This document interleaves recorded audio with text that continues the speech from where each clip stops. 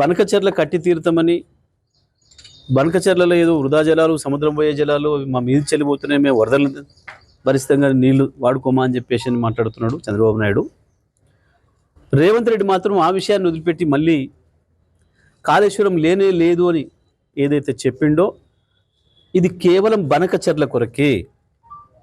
చంద్రబాబు నాయుడు ఉపన్యాసానికి మద్దతుగానే రేవంత్ రెడ్డి గారు మాట్లాడారు తెలంగాణ ముఖ్యమంత్రిగా.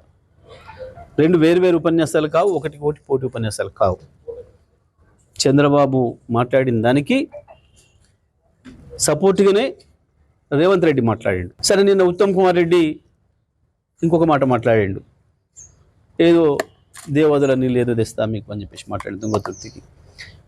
అంటే దీంతోనే వీళ్ళకి అర్థమైంది, ప్రజలకు అర్థమైంది, మీరు ఇన్ని రోజులు ఎస్ఆర్ఎస్ నుంచి తెస్తున్నాం నీళ్ళు అని చెప్పిన మాట ఏదైతే ఉందో అది అబద్ధం.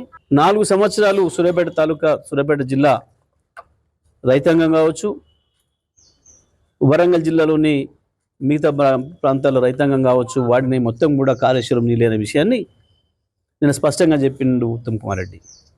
ఇవాళ కొత్తగా దేవాదుల నీళ్ళు ఇస్తాను మాట్లాడుతున్నాడు.